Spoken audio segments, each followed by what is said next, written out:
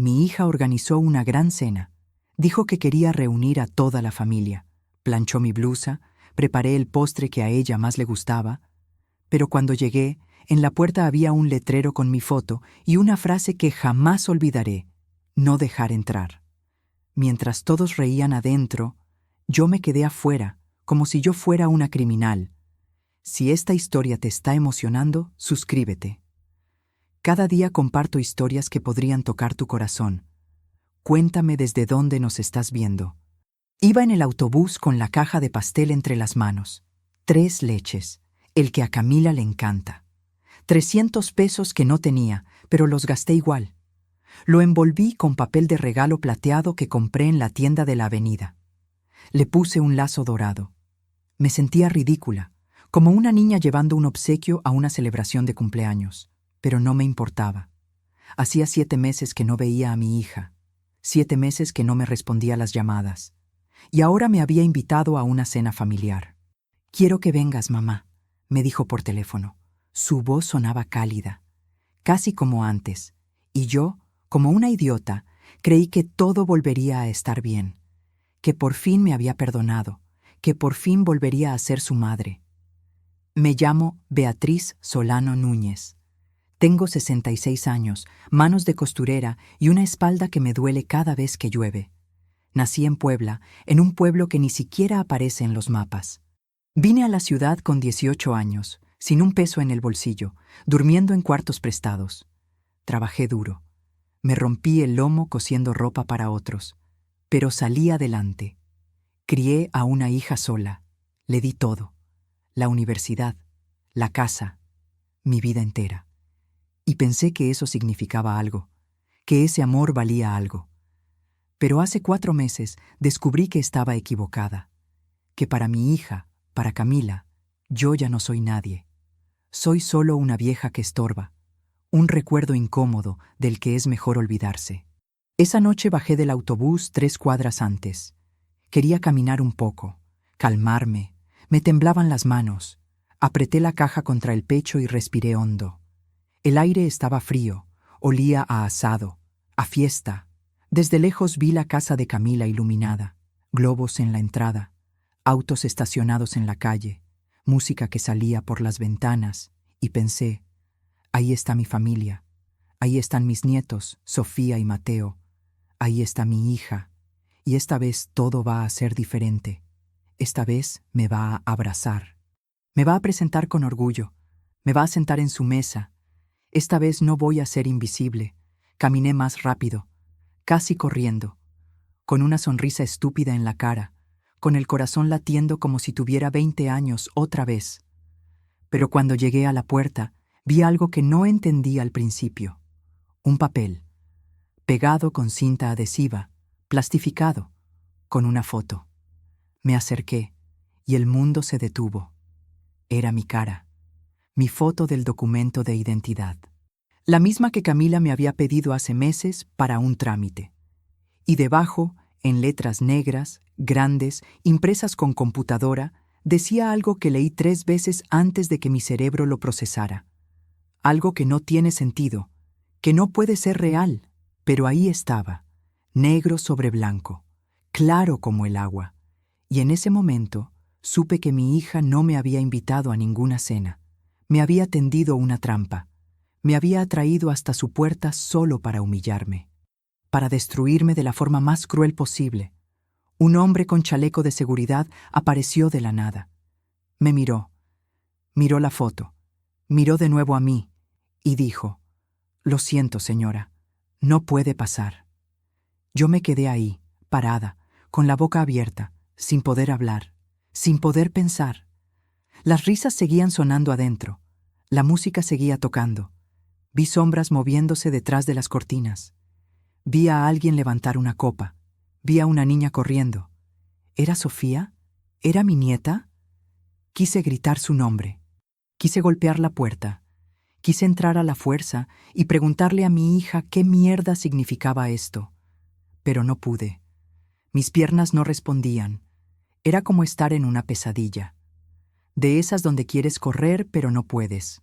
Donde quieres gritar pero no sale ningún sonido. El pecho se me cerró. Sentí un dolor agudo en el centro, como si alguien me hubiera clavado un cuchillo y lo estuviera retorciendo. Me faltaba el aire. Me apoyé contra la pared para no caerme. El guardia dio un paso hacia mí, preocupado. ¿Está bien, señora? ¿Necesita que llame a alguien? Yo negué con la cabeza. No, no estaba bien. Nada estaba bien, pero no iba a caerme ahí. No iba a darles ese gusto. No iba a derrumbarme en la puerta de la casa de mi hija como una vieja patética. Respiré hondo. 1 vez.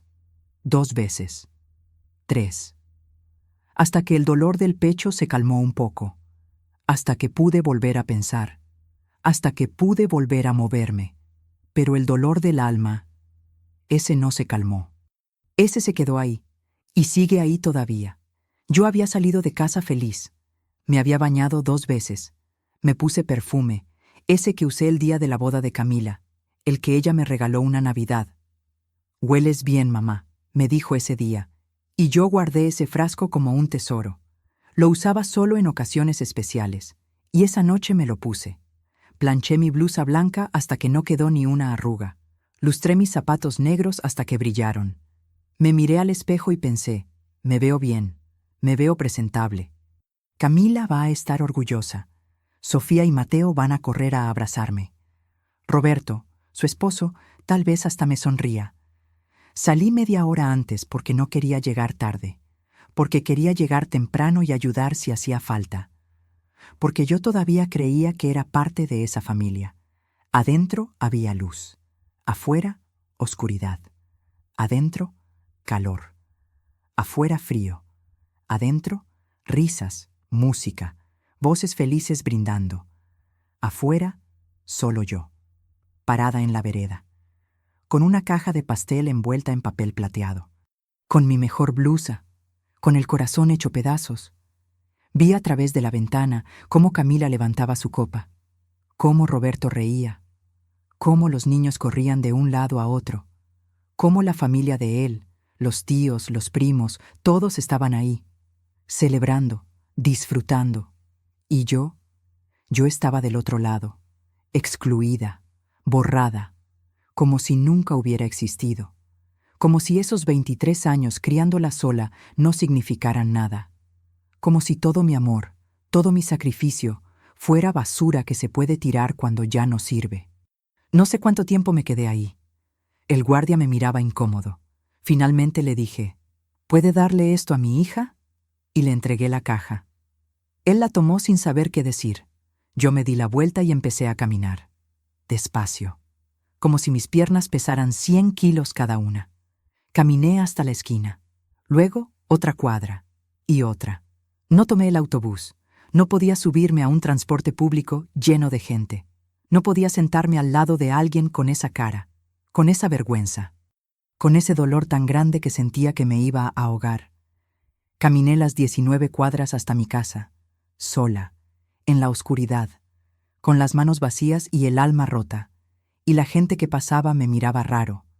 Una vieja elegante caminando sola, con los ojos perdidos, hablando sola. Porque sí, hablaba sola. Me preguntaba una y otra vez, ¿qué hice mal? ¿Qué hice? Llegué a casa pasadas las 11. Abrí la puerta. Entré. No encendí la luz. Me senté en el sillón, en la oscuridad total, sin moverme, sin pensar, solo sintiendo ese vacío enorme en el pecho, ese hueco que antes ocupaba mi hija, ese espacio donde estaba mi familia, esa parte de mí que se murió esa noche y que nunca va a volver. No lloré, no grité, no rompí nada, porque cuando el dolor es tan grande, tan profundo, tan absoluto, no salen lágrimas, solo hay silencio, un silencio pesado, negro, que te aplasta, que te dice, esto es lo que queda, esto eres ahora, una vieja sola, una madre que ya no tiene hija, una abuela que ya no puede ver a sus nietos, alguien que ya no importa, alguien que ya no existe. Pero para que entiendas por qué esa noche me rompió de esa forma, para que entiendas por qué ese rechazo me destruyó, tengo que contarte quién fui yo para esa mujer. Cómo llegué a ser su madre. Cómo la crié sola cuando su padre murió y yo no sabía ni preparar un biberón. Cómo trabajé en 3 empleos para que nunca le faltara nada. Cómo me rompí la espalda, las manos, el cuerpo entero para darle un futuro. Cómo la amé más que a mi propia vida, porque ese es el amor de madre, ¿no? Das todo. Lo das todo sin esperar nada a cambio. Pero yo sí esperaba algo. Esperaba no ser borrada, no ser humillada, no ser tratada como basura. Y sin embargo, así fue. Camila nació un martes de mayo, a las 7:30 de la mañana. Lo sé porque miré el reloj de la pared del hospital cuando escuché su primer llanto. Un llanto fuerte, enojado, como protestando por haber sido sacada del vientre de su madre. La enfermera la envolvió en una cobija rosa y me la puso en los brazos. Yo tenía 21 años. Trabajaba en una fábrica de costura. Mis manos estaban llenas de callos y cicatrices, y ahora tenía en esas manos a un ser humano diminuto, arrugado, rojo, que pesaba 3,5 kilos. La miré. Ella tenía los ojos cerrados, la boca abierta, los puños apretados, y en ese momento juré que iba a protegerla, que iba a darle todo lo que yo nunca tuve, que iba a ser la mejor madre del mundo. No sabía que lo iba a tener que hacer sola. Ernesto murió 4 días después. Yo estaba en la sala de espera cuando el médico salió. Era joven. Tendría 31 años. Y tenía esa cara que ponen los doctores cuando tienen que dar malas noticias. Se sentó a mi lado. Me puso una mano en el hombro y me dijo: «Lo sentimos, señora Solano. Hicimos todo lo posible. Fue un derrame cerebral masivo. No pudimos hacer nada». Yo no entendí al principio. Le pregunté si Ernesto estaba bien, si podía pasar a verlo. Él negó con la cabeza. «Su esposo falleció hace 25 minutos», me dijo. Y el mundo se detuvo. El ruido del hospital desapareció. Todo se volvió silencio. Yo tenía 21 años. Ernesto tenía 22. Nos íbamos a casar en julio. Teníamos planes. Una vida entera por delante. Y ahora él estaba muerto. Y yo estaba sola, con una bebé de 4 días a la que no sabía cómo cuidar. Las primeras semanas fueron un infierno. Camila lloraba todas las noches. Lloraba de hambre, de frío, de soledad, de quién sabe qué. Yo no entendía nada. Leía los libros que me prestó la enfermera, pero no servían. Los bebés no vienen con manual de instrucciones. Me levantaba 11 veces por noche. Preparaba el biberón temblando de cansancio. A veces me quedaba dormida con ella en brazos. Una vez se me cayó al suelo. No le pasó nada, gracias a Dios. Pero yo me puse a llorar. Me tiré al suelo junto a ella y lloré como no lloraba desde el funeral de Ernesto. Lloré porque no sabía qué estaba haciendo, porque tenía miedo de lastimarla, porque estaba sola, completamente sola, y esa bebé dependía de mí para todo, para vivir, para comer, para existir, y yo no sabía si iba a poder. Doña Lucía, mi vecina, me enseñó lo básico. Tenía 69 años y había criado a 7 hijos. «Mira, muchacha», me decía, «no es tan difícil, solo tienes que tener paciencia». Y me mostraba cómo cambiar el pañal, cómo limpiar bien, cómo poner el talco, cómo preparar el biberón a la temperatura correcta, cómo cargarla para que eructara. Yo tomaba notas, como si estuviera en la escuela. Escribía todo. Pañal cada 4 horas, biberón cada 3, dormir boca arriba, no taparla demasiado. Pegué esas notas en la pared de mi cuarto y las leía cada día, hasta que ya no las necesité, hasta que cambiar un pañal se volvió automático, hasta que el llanto de Camila dejó de asustarme, hasta que aprendí a ser su mamá y su papá, todo junto. Conseguí 3 trabajos, porque con uno solo no alcanzaba. De 7 de la mañana a 3 de la tarde trabajaba en la lavandería industrial, planchando ropa en un lugar caluroso que me dejaba los dedos adoloridos. De 4 a 11 de la noche trabajaba de cajera en una tienda del centro, atendiendo clientes, cobrando, sonriendo aunque estuviera muerta de cansancio. Los sábados y domingos trabajaba de limpieza nocturna en unas oficinas, 12 horas barriendo, trapeando, asegurándome de que todo quedara impecable. Dormía 3 horas, a veces 2, a veces menos. Bajé 11 kilos el primer año. Se me cayó el pelo.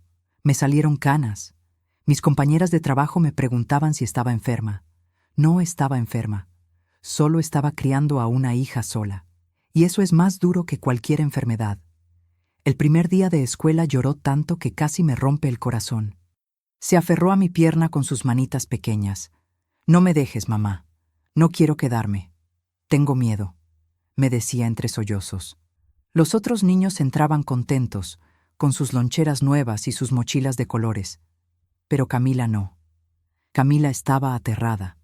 Yo me arrodillé frente a ella, le sequé las lágrimas con el pulgar y le dije: «Escúchame bien, Camila. Mamá siempre vuelve. ¿Me oyes? Siempre. Voy a estar aquí cuando salgas. Te lo prometo». Ella me miró con esos ojos grandes, mojados, todavía dudando. «¿Lo prometes?»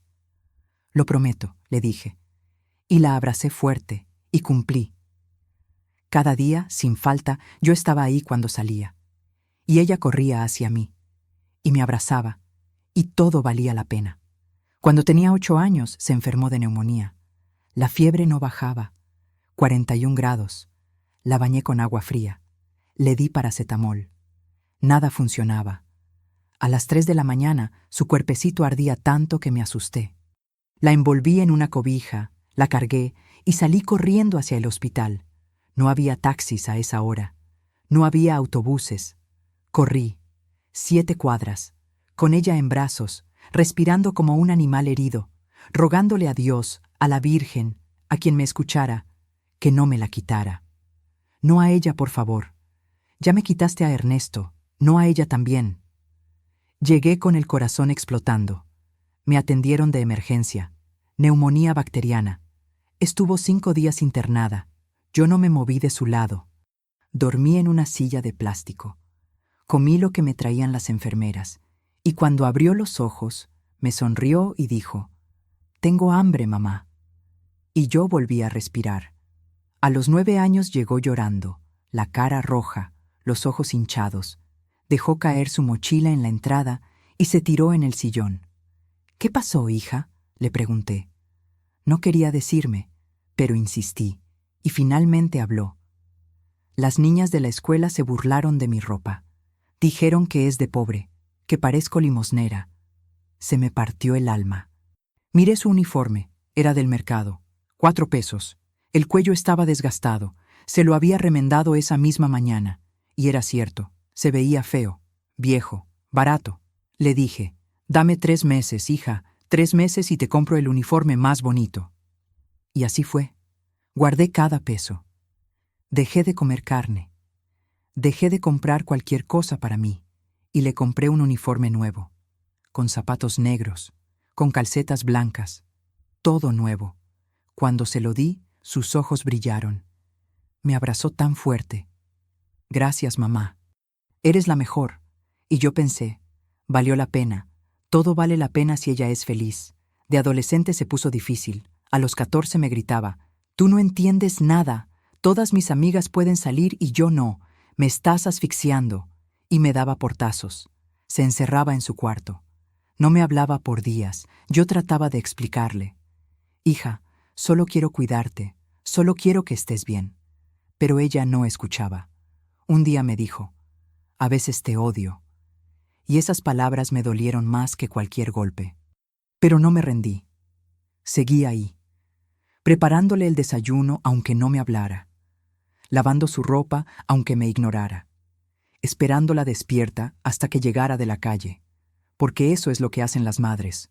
No se rinden, no abandonan, aguantan, aunque duela, aunque te desprecien, porque tú sabes que es una etapa, que va a pasar, y que cuando crezca va a entender, va a agradecer.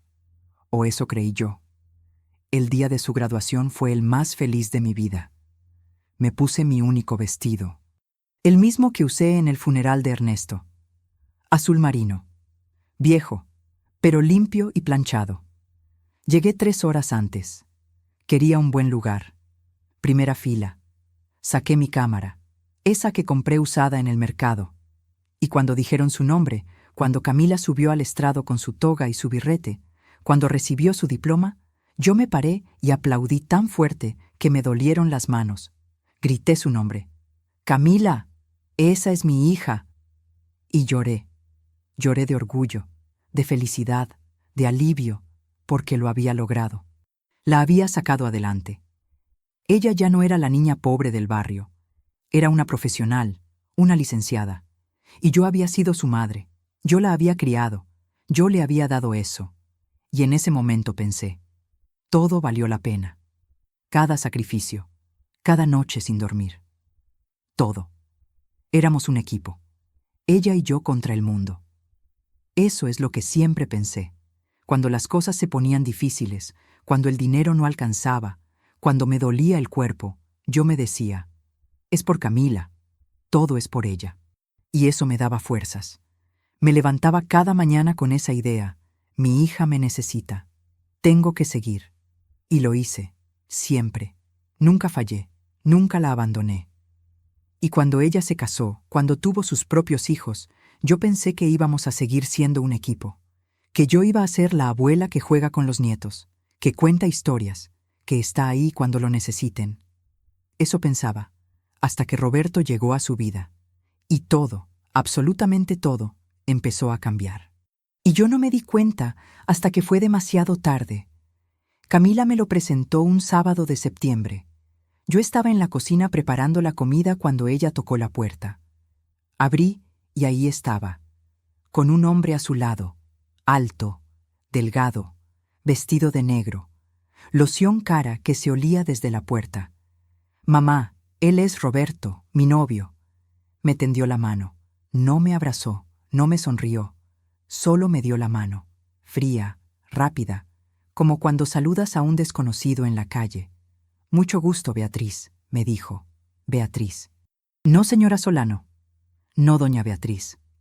Solo Beatriz, como si fuéramos del mismo rango, como si yo no fuera la madre de su novia.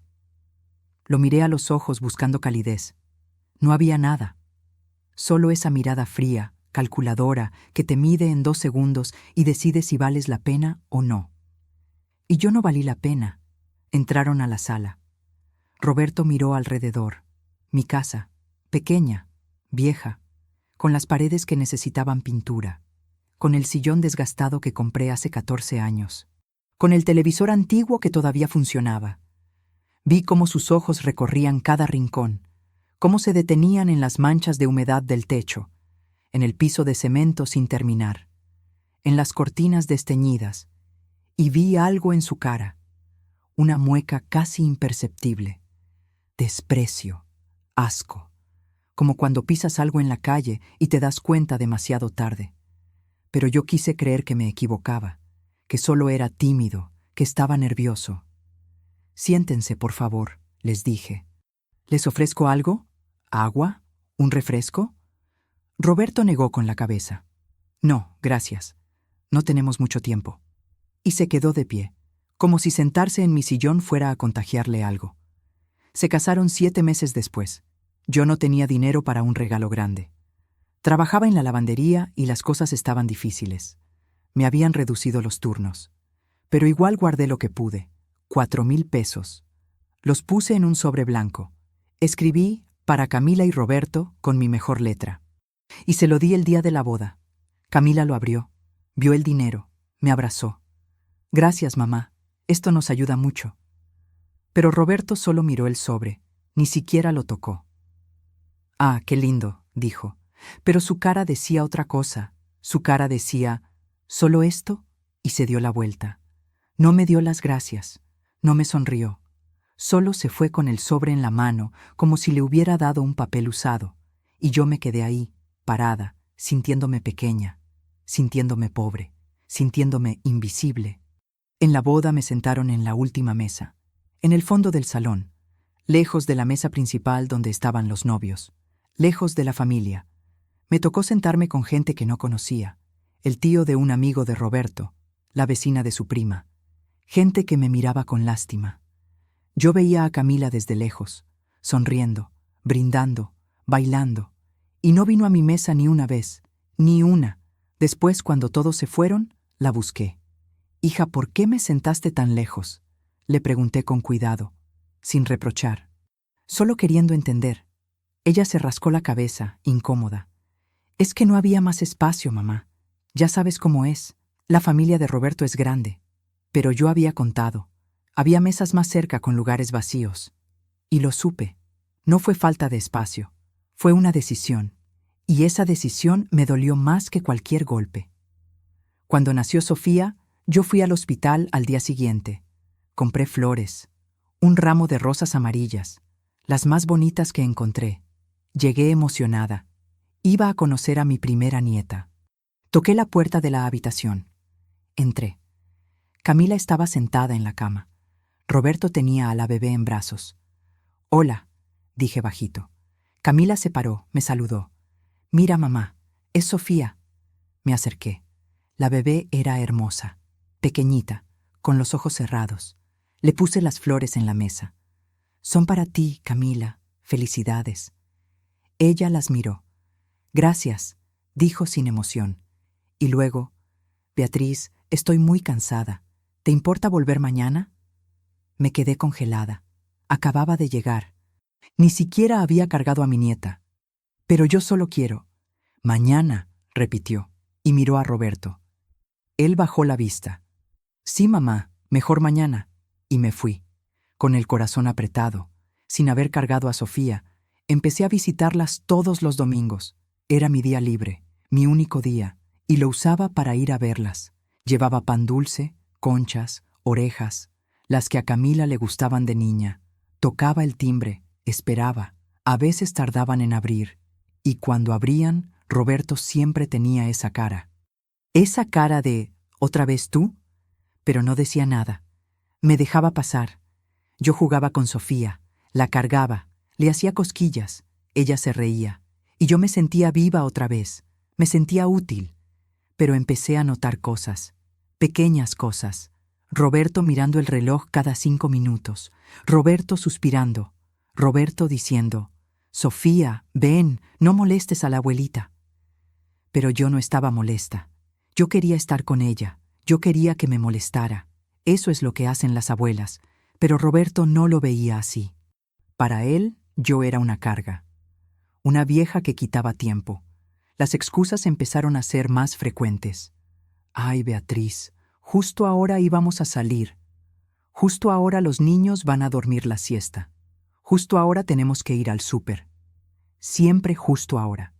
Siempre en el momento exacto en que yo llegaba. Yo les decía: «No hay problema. Puedo venir otro día. ¿Cuándo les viene bien?». Y Roberto se quedaba callado. Miraba a Camila. Y Camila decía: «Te avisamos, mamá». Pero nunca me avisaban. Yo tenía que seguir yendo sin avisar, porque si no iba, no las veía. Y cada vez que llegaba, sentía que molestaba. Sentía que mi presencia era incómoda, que estorbaba en sus vidas perfectas, en su familia de revista, donde todo era bonito y ordenado, y yo, con mis manos de costurera y mi ropa vieja, no encajaba. Nunca iba a encajar. Y Camila empezó a cambiar. Mi hija, la niña que corría a abrazarme cuando salía de la escuela, la adolescente rebelde que igual me buscaba cuando tenía problemas. Esa Camila desapareció. Ahora, cuando yo llegaba, ella apenas me daba la mano. «Hola, mamá», seco, frío, como saludando a una conocida. Ya no me abrazaba, ya no me preguntaba cómo estaba, ya no se sentaba a platicar conmigo. Se quedaba parada, mirando el celular, esperando a que yo me fuera. Y cuando Roberto decía algo, ella asentía. Siempre asentía. Él mandaba y ella obedecía, como un perro entrenado.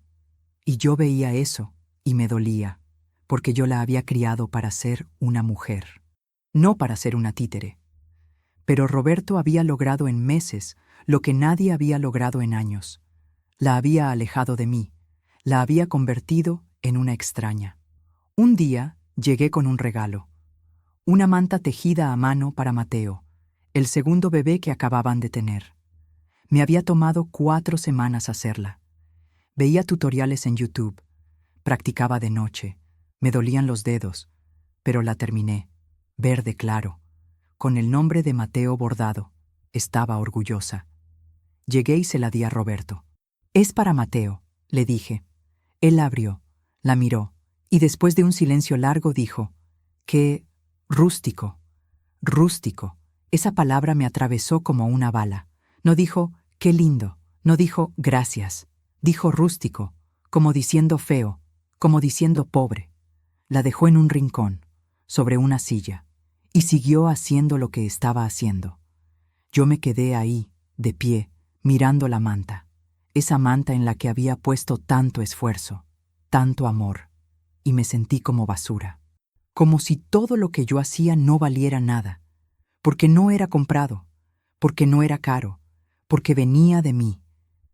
Yo trataba de convencerme de que estaba exagerando, de que eran cosas mías, de que mi mente me estaba jugando una mala pasada. Roberto solo es diferente, me decía. Viene de otra familia, tiene otra educación. No es malo, solo es diferente. Y trataba de entenderlo, de ponerme en sus zapatos. Tal vez para él yo era una vieja cansona. Tal vez mis visitas eran molestas. Tal vez mis regalos le daban pena. Trataba de justificarlo, de no verlo como el enemigo, porque él era el esposo de mi hija, el padre de mis nietos, y yo no quería problemas. No quería pelear. Solo quería ser parte de la familia. Solo quería que me dejaran amar a mis nietos. Solo quería existir para ellos. Pero cada vez era más difícil. Cada vez me sentía más fuera de lugar, más invisible. Pero cada vez que salía de su casa, me sentía vacía. Caminaba hasta la parada del autobús con una sensación horrible en el pecho, como si me hubieran vaciado por dentro, como si no fuera bienvenida en ningún lado, como si sobrara. Ya no me llamaban, ya no me invitaban. Yo era la que tenía que insistir, la que tenía que rogar por una visita, por 5 minutos con mis nietos. Y eso no está bien, no debería ser así.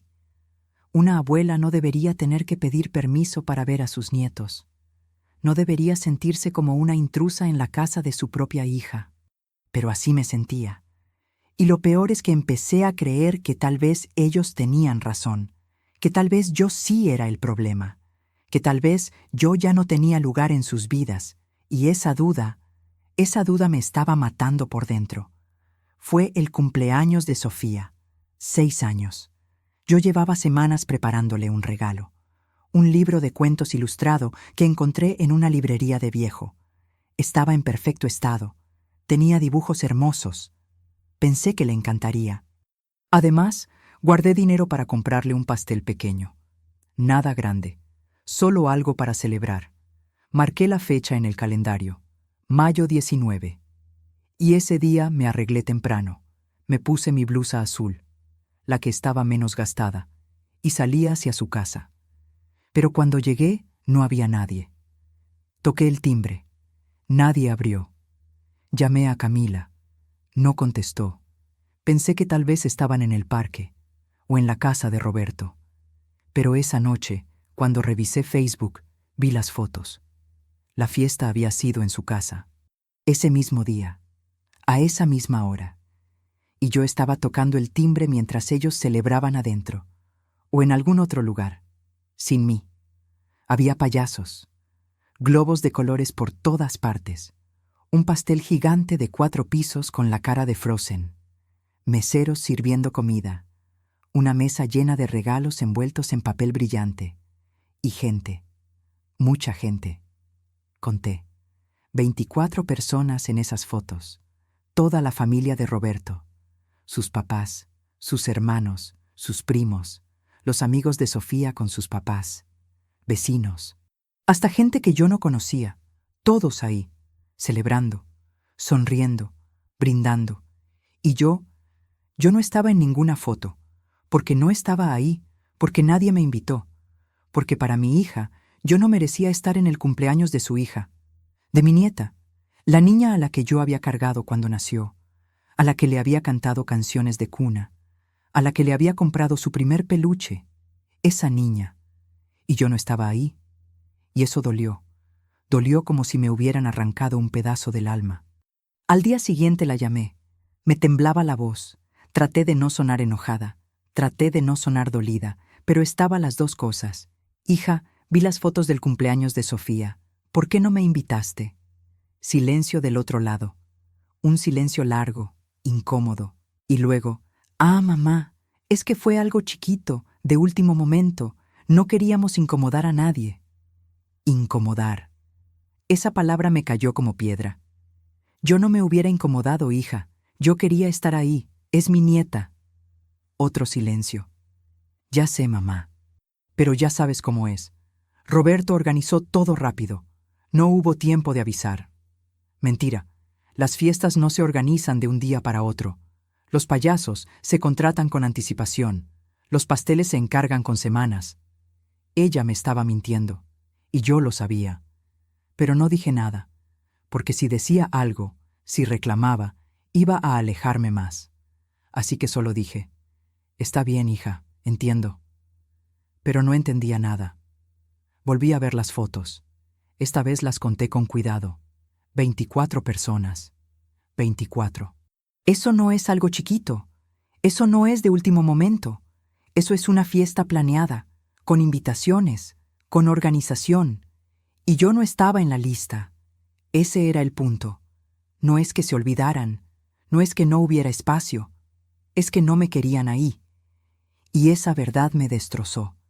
Me senté en mi sillón viejo con el celular en la mano, mirando esas fotos una y otra vez, buscándome, como si en alguna tal vez hubiera salido yo.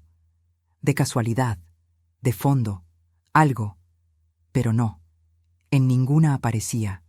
Porque yo no estuve ahí, y por primera vez entendí algo. Ya no era parte de su familia, solo era una obligación incómoda, una vieja de la que era mejor olvidarse, y ellos estaban haciendo exactamente eso. Borrarme. Ese año pasé Navidad sola. Diciembre 25. Camila me llamó 3 días antes. Mamá, este año vamos a pasar Navidad con la familia de Roberto. Ya sabes, es tradición. Espero que entiendas. Tradición. ¿Desde cuándo? Llevaban 4 años casados. Los 2 años anteriores habíamos cenado juntas. Yo cocinaba. Pavo, puré, ensalada. Y ellos venían con los niños. Comíamos, reíamos, abríamos regalos. Pero este año no. Este año la tradición cambió. Y yo me quedé sola, en mi casa, con un plato de sobras que me dio la vecina, viendo la televisión, escuchando los cohetes afuera, los gritos de «Feliz Navidad» de las familias celebrando. Y yo ahí, en la oscuridad, con el corazón hecho pedazos, pensando en Sofía y Mateo abriendo regalos, preguntándome si se acordaron de mí, si preguntaron por su abuelita, o si ya ni siquiera mencionan mi nombre. En febrero intenté visitarlos sin avisar. Era domingo. Mi día libre. No quería llamar porque sabía que me iban a poner una excusa. Así que solo fui. Llegué a las 12 del mediodía. Toqué el timbre. 1 vez. 2 veces. 3. Esperé. Nadie abrió. Pero vi las luces prendidas. Vi movimiento a través de las cortinas. Escuché voces adentro. Risas. La tele prendida.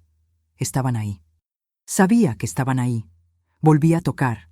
Esta vez más fuerte, más insistente. Nada. Me quedé parada como 6 minutos, tocando, esperando, sintiéndome como una idiota, como una vendedora que nadie quiere atender.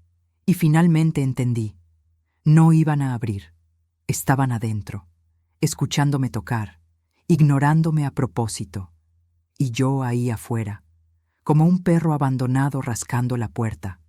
Me fui, con la cabeza agachada, con la vergüenza comiéndome viva, porque eso ya no era rechazo, eso era crueldad. Y lo peor es que los escuché. Cuando me estaba yendo, escuché a Mateo gritar adentro: «Papi, alguien tocó».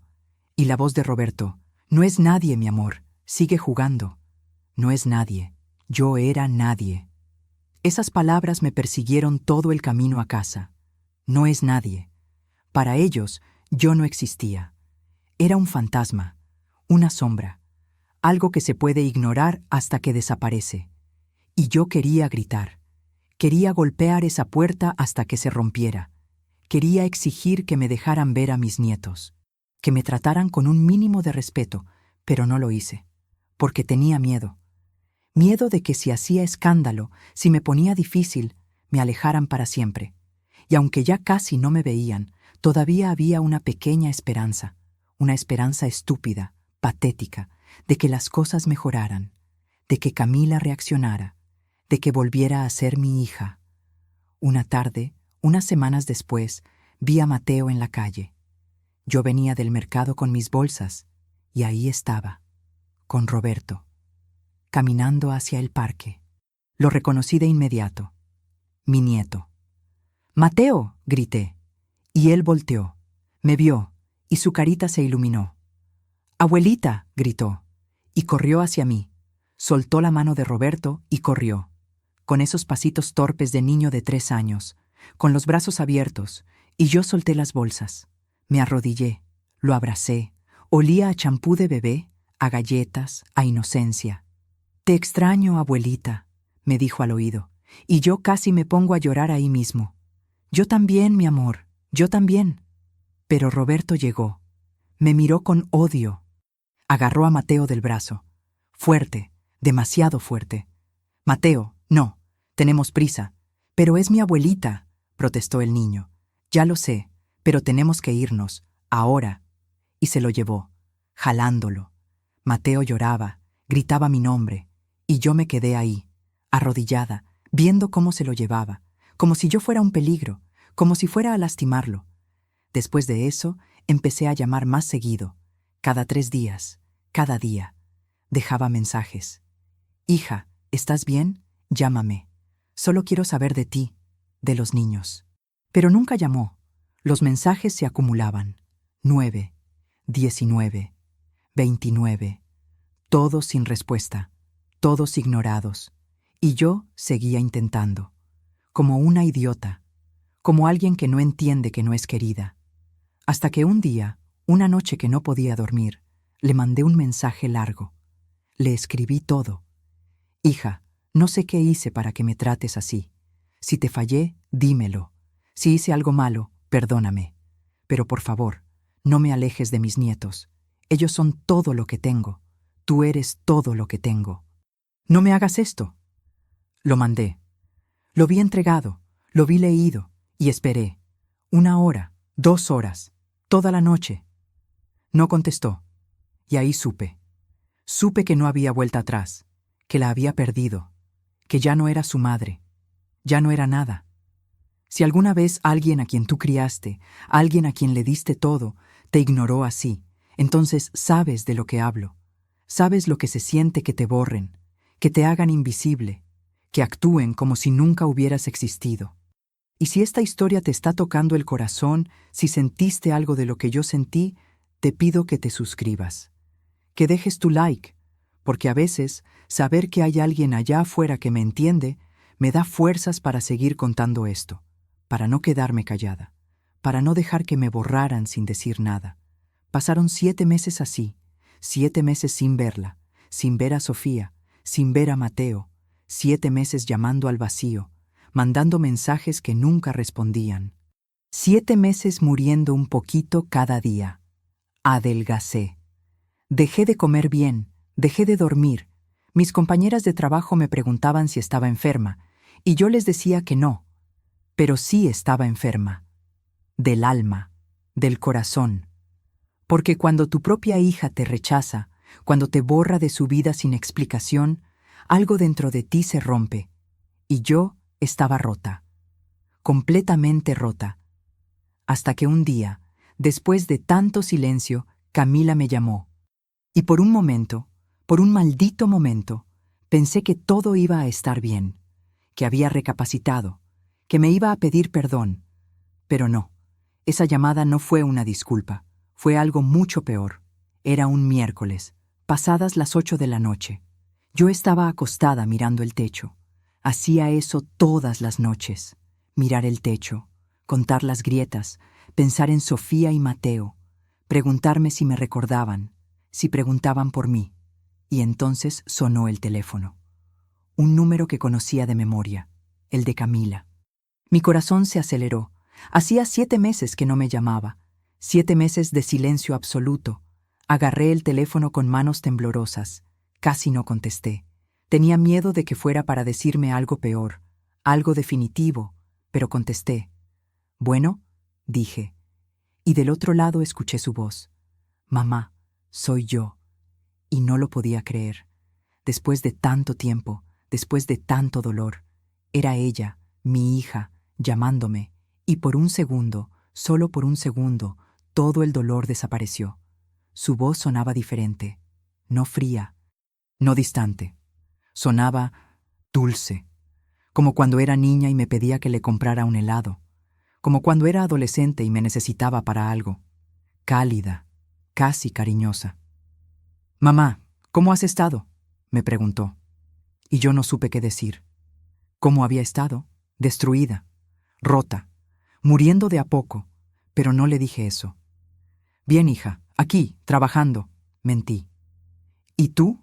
¿Los niños? ¿Sofía? ¿Mateo?». Las preguntas salieron en tropel. 7 meses de preguntas acumuladas.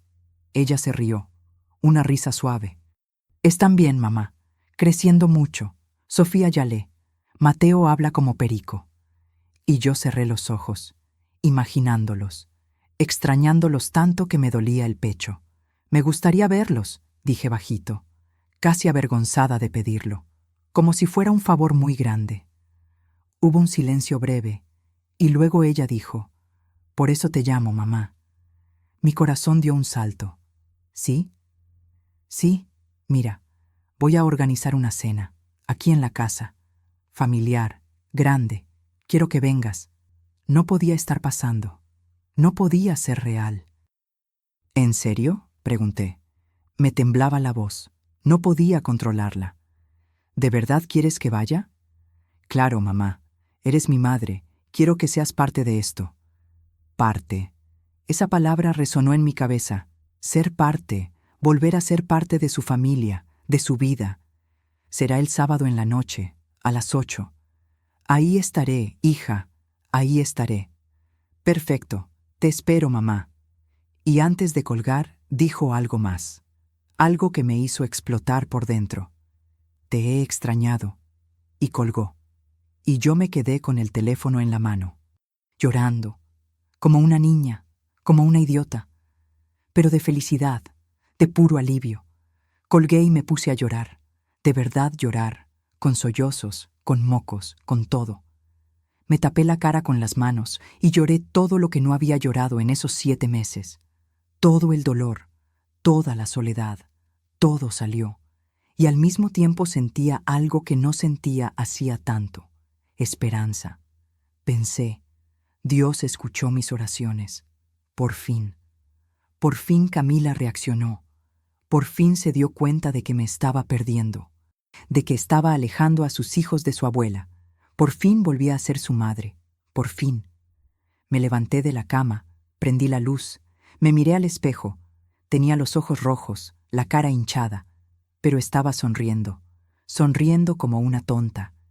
Y me dije en voz alta, «Va a estar bien, todo va a estar bien ahora».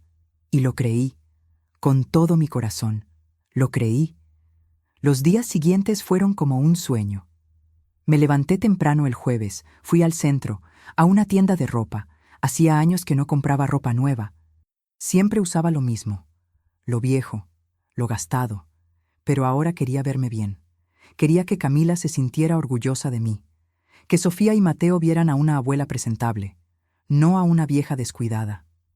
Encontré una blusa blanca, de vestir, con botones de nácar. Me la probé. Me quedaba bien. Un poco grande, pero bien. «Me la llevo», le dije a la vendedora. También compré zapatos, negros, de piel, brillantes. Me costaron 3 semanas de trabajo, pero no me importó. Valía la pena. Todo valía la pena si podía recuperar a mi familia, si podía volver a abrazar a mis nietos, si podía volver a tener a mi hija. Salí de la tienda con las bolsas en la mano, sonriendo, sintiéndome viva otra vez. El viernes fui a la peluquería. «Doña Beatriz, ¿qué la trae por aquí?», me preguntó Marcela, la peluquera que me conoce desde hace 19 años. «Me van a invitar a una cena», le dije. «Algo importante, quiero verme bien». Ella sonrió. «Siéntese. La voy a dejar como reina de telenovela». Me cortó el pelo, corto a los lados, un poco más largo atrás, moderno. Me arregló las cejas, con pinzas, despacio, con cuidado. Me puso perfume, de ese que huele a flores, a limpio. Me miré al espejo cuando terminó. No me reconocía. Me veía bien, presentable, hasta joven. «¿Qué tal?», me preguntó Marcela. «Perfecto», le dije. Y era verdad, me veía perfecta. O al menos lo mejor que podía verme a mis 66 años. Pagué, le di propina. Y salí de ahí sintiéndome como otra persona, como alguien que tiene futuro, como alguien que importa. El sábado por la mañana fui a buscar el pastel.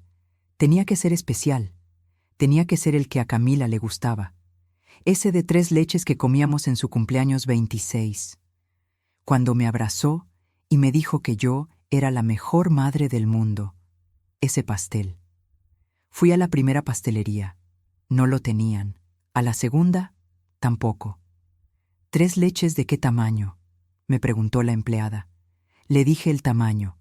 Lo recordaba perfectamente. «Ah, ese está caro, como 300 pesos». Tragué saliva. Era casi todo lo que me quedaba de la quincena, pero no importaba. «¿Lo tiene?». «No, pero en la pastelería de la avenida sí». Fui hasta la avenida, caminando, ahorrándome el pasaje del autobús. Llegué sudada, cansada, pero lo encontré. Ahí estaba. La caja con el diseño que recordaba. La agarré como si fuera un tesoro. La llevé a la caja, pagué, y la envolví con el papel plateado que había comprado, con el lazo dorado, y pensé, esto es más que un pastel. Es mi forma de decir, te amo, te perdono, volvamos a ser familia. El sábado me desperté a las 5 de la mañana, aunque la cena era a las 8 de la noche. No pude dormir más. Estaba nerviosa, emocionada, como una niña antes de ir a una fiesta. Me bañé. 2 veces. Me puse desodorante. Perfume. El que había comprado especial para esa noche. Me vestí. La blusa blanca, los zapatos negros. Me peiné con spray. Algo que no hacía desde mi juventud. Me miré al espejo. Me veía bien, diferente. Casi no me reconocía. Practiqué lo que le diría a Camila. «Gracias por invitarme, hija. Te he extrañado tanto. Extrañé a los niños. Extrañé esto. Estar juntas». Lo dije en voz alta, una y otra vez, hasta que sonó natural, hasta que no se me quebraba la voz, hasta que pude decirlo sin llorar. Y cuando estuvo lista, miré el reloj. Apenas eran las 9 de la mañana. Faltaban 11 horas. Iba a ser el día más largo de mi vida. Pasé el día limpiando la casa, aunque nadie iba a venir, solo para mantenerme ocupada. Lavé la ropa, barrí, trapeé, hasta limpié las ventanas, y cada 5 minutos miraba el reloj. 10:30, 2 de la tarde, 4:15, 5:10. Tiempo. El tiempo no pasaba, o pasaba muy despacio, como burlándose de mí. A las 6:30 ya no aguanté más. Me puse la blusa, los zapatos, agarré la caja, salí. Llegué a la parada del autobús. Esperé. Y cuando subí, me senté junto a la ventana, con la caja en las piernas, mirando la ciudad pasar y pensando, hoy todo cambia. Hoy recupero a mi hija. Hoy vuelvo a ser parte de su vida, de la vida de mis nietos. Hoy dejo de ser invisible. Hoy vuelvo a existir. Y sonreí. Sonreí todo el camino, como una tonta feliz que no sabe lo que le espera. Bajé del autobús 3 cuadras antes, igual que esa vez que conté al principio. Quería caminar, calmarme, respirar. El corazón me latía muy rápido. Las manos me sudaban. Apreté la caja contra el pecho y caminé despacio, ensayando. «Hola, hija. Gracias por invitarme». Respiré hondo. El aire olía a comida, a fiesta, a familia. Vi su calle a lo lejos. Y aceleré el paso. Ya no podía esperar. Quería verlos. Quería abrazar a Sofía, cargar a Mateo, estrechar la mano de Camila. Quizá hasta Roberto me sonriera. Quizá esta vez sí me aceptara. Quizá todo, por fin, estaría bien. Caminé más rápido, casi corriendo, con una sonrisa estúpida en la cara, con el corazón lleno de esperanza, sin saber, sin imaginar, que esa noche no iba a ser el principio de nada, iba a ser el final de todo. Llegué a su casa, vi las luces, los autos, la música, las risas, y pensé, ahí está mi familia, ahí está mi lugar. Por fin. Por fin vuelvo a casa. Subí los escalones de la entrada. 1, 2, 3. Y entonces, a 1 metro de la puerta, vi algo que no entendí, algo que no tenía sentido, algo que hizo que el mundo se detuviera, que mi corazón dejara de latir, que todo, absolutamente todo, se derrumbara, porque ahí, pegado en la puerta con cinta adhesiva, plastificado como un aviso oficial, estaba un papel, y en ese papel había una foto, mi foto, y debajo unas palabras que jamás voy a olvidar, palabras que me mataron, que me destruyeron, que me borraron de la peor forma posible, y en ese momento supe que mi hija no me había invitado a una cena, me había tendido una trampa, la trampa más cruel, la humillación más grande, y yo había caído, como una idiota, con mi blusa nueva, mi pelo cortado, mi pastel caro y mi corazón lleno de esperanza. La casa estaba llena de luces, luces de colores colgadas en la entrada, luces blancas alrededor de las ventanas. Desde la calle se veía todo iluminado, festivo, alegre. Los autos estaban estacionados a ambos lados, autos nuevos, caros, no como los que manejábamos en mi barrio. Y la música, salsa, bachata, a volumen alto, y risas, muchas risas. Voces superpuestas, brindis, salud, por la familia, copas chocando, y yo ahí, a unos metros, con mi caja de pastel, con mi blusa blanca, con mi corazón latiendo tan fuerte que sentía que se me iba a salir del pecho. Esto es real, pensé. Por fin es real. Por fin mi hija me quiere de vuelta. Por fin voy a entrar. Por fin voy a ser parte. Y caminé hacia la puerta, decidida, feliz, emocionada, sin imaginar lo que estaba a punto de ver. Apreté la caja contra mi pecho, como si fuera un escudo, como si fuera lo único que me protegía. El corazón me latía tan fuerte que me dolía. Sentía el pulso en el cuello, en las sienes, en las manos. Sonreía. No podía dejar de sonreír. Una sonrisa nerviosa, tonta, de esas que te salen cuando estás a punto de algo importante. Subí los escalones, uno a uno, despacio, saboreando el momento, y pensé en lo que diría cuando Camila abriera la puerta. «Hija, aquí estoy. Gracias por invitarme. Esto significa todo para mí». Iba a llorar. Lo sabía. Pero no me importaba. Que me vieran llorar. Que supieran cuánto significaba esto. Casi corría ya, los últimos pasos, hacia la puerta, hacia mi familia, hacia mi lugar. Y entonces lo vi, y todo se detuvo. A unos 2 metros de la puerta vi algo, un papel, blanco, pegado con cinta adhesiva transparente, bien pegado, en el centro de la puerta, a la altura de los ojos, plastificado, como esos avisos que ponen en las oficinas. Cerrado por vacaciones, prohibido fumar. Pero este no era un aviso cualquiera. Me acerqué, confundida, pensando que tal vez era el menú de la cena, o un mensaje de bienvenida. «Bienvenidos a nuestra casa», algo así.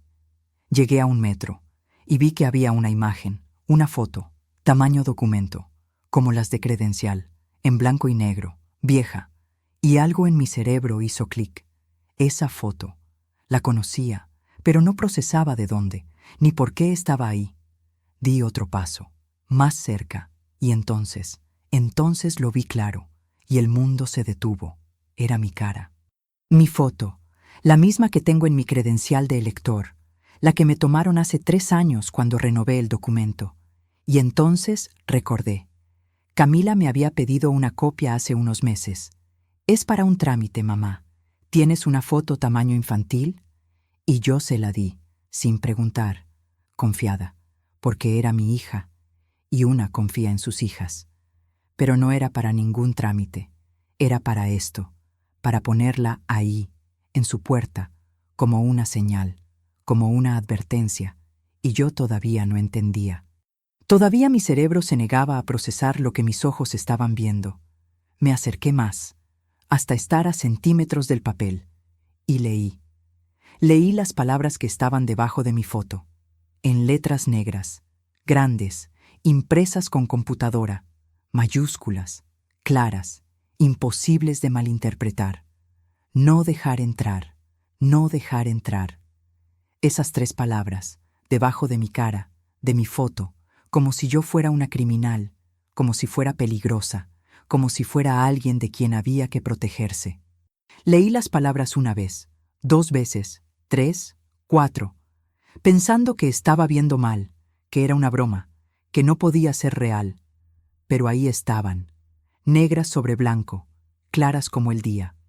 No dejar entrar, y mi foto, mi cara, mirándome desde ese papel, como si yo me estuviera prohibiendo a mí misma, como si mi propia imagen me estuviera rechazando, y algo dentro de mí se rompió, algo profundo, algo que no se puede reparar, porque una cosa es que te rechacen con palabras, que te ignoren, que no te inviten, pero otra cosa, otra muy distinta, es que te pongan una foto, tu cara, con una orden, como si fueras basura, como si fueras nadie.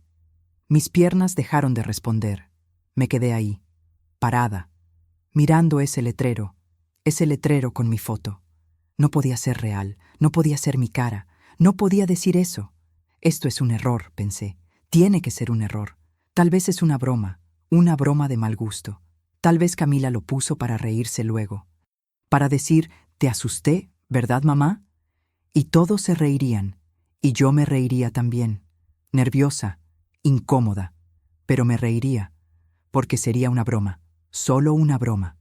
Pero no, no era una broma, porque justo en ese momento, justo cuando estaba tratando de convencerme de que esto no era real, de que no podía estar pasando, apareció un hombre con chaleco de seguridad, un guardia, y me miró, y miró la foto, y luego me miró a mí otra vez, comparando, y supe que era real, que no era un error, que esto estaba pasando de verdad. ¿Señora Solano?, me preguntó el guardia. Su voz era suave, amable, como quien le habla a un enfermo, a alguien frágil. Yo asentí. No podía hablar. Tenía la garganta cerrada. Lo siento mucho, señora, dijo. Y en sus ojos vi pena, lástima, pero no puede pasar. Y señaló el letrero, como si yo no lo hubiera visto, como si no llevara 6 minutos mirándolo, tratando de entenderlo, de procesarlo. Pero mi hija me invitó, dije. La voz me salió rota, débil, como la de una niña. Me llamó, me dijo que viniera, que habría una cena, familiar. El guardia bajó la vista, incómodo. Lo sé, señora, pero son órdenes de la señora Camila. Órdenes. Esa palabra me atravesó como una bala. Órdenes. Mi hija dio órdenes de que yo no entrara, de que me detuvieran, de que me humillaran. Tiene que haber un error, insistí. Llame a mi hija, por favor, dígale que estoy aquí, dígale que Beatriz está aquí. Ella me está esperando. Ella me invitó. El guardia me miró con más lástima todavía. Señora Solano, no creo que... Por favor, lo interrumpí. Solo llámela, solo dígale. Y el guardia suspiró. Sacó su radio. Señora Camila, aquí en la entrada está su mamá, la señora Beatriz Solano. Dice que usted la invitó. Hubo una pausa, larga, eterna. Yo miraba la radio, esperando, rogando, que fuera un error, que Camila dijera, ¿qué? ¿Mi mamá? Déjala pasar, claro que la invité. Pero no. La voz que salió de esa radio fue fría, seca, sin emoción. No, que no pase, que se retire. Y el guardia apagó la radio. Me miró. Lo siento, señora. Vi a través de la ventana. Las cortinas estaban abiertas. Vi a Camila. Ahí estaba, a menos de 9 metros de mí, con una copa en la mano, riendo, hablando con alguien, con Roberto a su lado. Vi a Sofía corriendo, con un vestido rosa, con el pelo recogido. Vi a Mateo en los brazos de alguien, de la mamá de Roberto, mi nieto, mis nietos, ahí, tan cerca, y yo del otro lado, separada por una puerta, por un letrero, por la decisión de mi hija de borrarme, de humillarme. Quise gritar, quise golpear la puerta, quise romper esa ventana y entrar a la fuerza, y preguntar, gritar, exigir una explicación. ¿Por qué? ¿Por qué me hiciste esto? ¿Por qué me invitaste solo para humillarme? ¿Por qué? Pero no lo hice, porque no tenía fuerzas, porque el dolor era tan grande que me había paralizado, que me había dejado muda, vacía. ¿Quiere que le llame un taxi, señora?, me preguntó el guardia. Su voz era amable, demasiado amable, como quien le habla a un perro herido. Yo negué con la cabeza. No, mi voz era un susurro. ¿Está segura? No se ve bien. Y tenía razón. No me veía bien. No me sentía bien. Me sentía como si me hubieran arrancado algo vital, como si me hubieran vaciado por dentro. Miré la caja en mis manos, el pastel, envuelto en papel plateado, con el lazo dorado, 300 pesos, casi todo lo que tenía, y lo dejé ahí, en el suelo, junto a la puerta, junto al letrero con mi foto. Déselo a mi hija, le dije al guardia. Dígale que esto era para ella. Y me di la vuelta, despacio. Las piernas me pesaban, todo me pesaba, y empecé a caminar, alejándome de esa casa, de esa familia, de esa hija que ya no era mi hija. Caminé por la calle, despacio, como en cámara lenta. La música seguía sonando a mis espaldas, las risas seguían saliendo por las ventanas, y yo seguía caminando, paso a paso, sin mirar atrás, porque si miraba atrás, si veía esa casa iluminada una vez más, si pensaba en mis nietos ahí adentro, celebrando, sin mí, me iba a derrumbar, ahí mismo, en plena calle, y no quería darle ese gusto a nadie, no quería que me vieran rota, así que seguí caminando, con la cabeza agachada, con las manos vacías, con el corazón destrozado, y la gente que pasaba me miraba, una vieja con blusa blanca y zapatos nuevos, caminando sola, con cara de funeral. Y nadie preguntó, nadie dijo nada, porque la gente no pregunta, la gente solo mira, y sigue de largo. Y yo seguí caminando, hasta que la música ya no se oía, hasta que las luces quedaron atrás, hasta que estuve lo suficientemente lejos como para permitirme sentir. Y entonces, solo entonces, me detuve y lloré, en plena calle, como una niña perdida. Lloré todo lo que no había llorado. Lloré por mi hija, por mis nietos, por mí, por todo lo que acababa de perder. Caminé hasta la parada del autobús. No sé cuánto tiempo tardé, tal vez 25 minutos, tal vez 1 hora. El tiempo había dejado de existir, solo ponía un pie delante del otro, mecánicamente, sin pensar. Cuando llegué a la parada, había 4 personas esperando. Me miraron, una señora con bolsas del mercado, un joven con audífonos, un hombre con overol de trabajo, una niña con su mamá. Los 4 me miraron de arriba a abajo, mi blusa blanca, mis zapatos nuevos, mi cara de velorio, y apartaron la vista, incómodos, como cuando ves a alguien llorando en la calle y no sabes si acercarte o no. Llegó el autobús. Subí, me senté junto a la ventana, al fondo, donde nadie me molestara, y miré hacia afuera. Las calles pasaban, las luces, la gente, todo seguía normal, como si nada hubiera pasado, como si mi mundo no se acabara de destruir. Llegué a mi casa pasada la medianoche.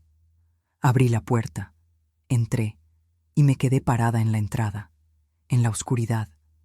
No encendí la luz. No quería ver. No quería verme en el espejo del pasillo. No quería ver esta casa vacía. No quería ver nada. Cerré la puerta. Caminé a tientas hasta el sillón. Me senté y me quedé ahí, inmóvil, mirando la nada, la oscuridad. El silencio era absoluto. No se oía nada, ni el tráfico de la calle, ni los vecinos, nada, solo el zumbido de mis propios pensamientos. ¿Por qué? ¿Por qué me hizo eso? ¿Qué gana con humillarme? ¿Con destruirme? Las preguntas daban vueltas en mi cabeza, una y otra vez, sin respuesta, sin sentido. Y yo ahí, sentada, en la oscuridad, como una muerta, como alguien que ya no existe. Miré el teléfono. Lo tenía en la mano. Lo había estado sosteniendo todo el camino, sin darme cuenta. Lo prendí. La luz me cegó. Miré la pantalla. Ningún mensaje, ninguna llamada. Y entonces pensé, con una esperanza tan patética que me dio vergüenza a mí misma. Tal vez llame. Tal vez se dé cuenta de lo que hizo. Tal vez Roberto la convenció. Tal vez todo fue idea de él. Y cuando se quede sola, cuando piense en lo que pasó, va a arrepentirse. Va a llamar, va a decir, «Mamá, hubo un error. Perdóname. Ven mañana, por favor». Y yo iría. Claro que iría, porque soy una idiota, porque sigo amándola a pesar de todo. Miré el teléfono toda la noche, sin parpadear, esperando, rogando, que sonara, que fuera ella, que todo esto fuera una pesadilla de la que iba a despertar. Pero no llamó, ni esa noche, ni al día siguiente. El teléfono siguió en silencio, como una piedra, como algo muerto. El domingo amaneció. Yo seguía en el sillón. No me había movido, no había dormido. Solo había mirado el teléfono, esperando. Y nada. El lunes, el martes, el miércoles. Nada. Silencio absoluto. Como si yo no existiera. Como si esa noche no hubiera pasado. Como si yo no hubiera estado parada en su puerta. Con mi blusa nueva. Con mi pastel caro. Con mi corazón destrozado. Como si nada de eso importara. Y quizá no importaba. Quizá para ella yo ya estaba muerta. Borrada. Eliminada de su vida. Y ella seguía adelante. Con su familia, con su esposo, con sus hijos, sin mí, como si yo nunca hubiera existido. Al cuarto día no aguanté más.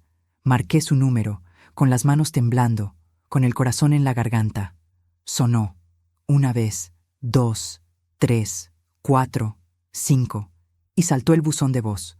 «Hola, soy Camila. No puedo contestar ahora. Deja tu mensaje». Colgué. Volví a marcar. Lo mismo, otra vez, y otra, hasta que entendí. No era que no pudiera contestar, era que no quería.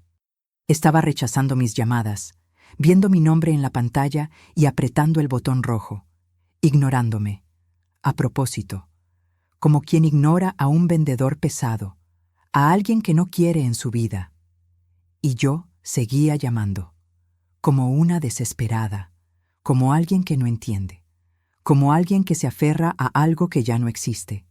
Llamé 21 veces ese día, 21, y las 21 fueron al buzón. Y yo no dejé ningún mensaje, porque, ¿qué iba a decir? Entonces empecé a mandarle mensajes. «Hija, ¿qué pasó?» Enviar, entregado, leído, sin respuesta. «Por favor, háblame». Enviar, entregado, leído, sin respuesta. «¿Qué hice mal?» Enviar, entregado, leído, sin respuesta. Cada mensaje que mandaba era leído en segundos. Ella estaba ahí, con el teléfono en la mano, viendo mis mensajes, leyéndolos y decidiendo no contestar. Eso era peor que si no los leyera, porque significaba que no era descuido, no era olvido, era decisión, voluntad. Ella estaba eligiendo ignorarme. Estaba eligiendo lastimarme. Y lo peor es que yo seguía mandando mensajes, como una idiota, como alguien que no tiene dignidad. «Hija, te amo. Perdóname si te fallé. Solo quiero entender. todos leídos, todos ignorados, todos archivados en algún lugar de su teléfono como recordatorios de mi patética insistencia. No dormí en 8 días. Cada noche me quedaba despierta, repasando cada momento, cada conversación, cada interacción con Camila, buscando qué había hecho mal. ¿En qué momento la perdí? ¿Fue cuando le dije que no me gustaba Roberto? No, nunca le dije eso. Siempre fui respetuosa. ¿Fue cuando le pedí dinero prestado hace 4 años? Pero se lo devolví, todo, con intereses. ¿Fue algo que dije? ¿Algo que hice? ¿Algo que no hice? Revisaba cada recuerdo como quien busca una aguja en un pajar, tratando de encontrar ese momento, ese error, esa falla que justificara todo esto. Pero no encontraba nada, nada. Y eso me volvía loca. Porque si hubiera encontrado algo, un error, una falta, podría arreglarlo. Podría disculparme. Pero no había nada, solo el vacío, solo la certeza de que no fui suficiente, de que nunca fui suficiente. Dejé de comer, no tenía hambre, no tenía ganas de nada. Me levantaba, iba al baño, tomaba agua y volvía al sillón, a mirar el teléfono, a esperar. La ropa me empezó a quedar grande, el cinturón, los pantalones, la blusa, todo me quedaba grande, como si me estuviera encogiendo, como si me estuviera desapareciendo. Bajé 7 kilos en 3 semanas. Mis vecinos empezaron a preguntar: «Doña Beatriz, ¿está enferma? ¿Necesita algo? ¿Quiere que llamemos a alguien?»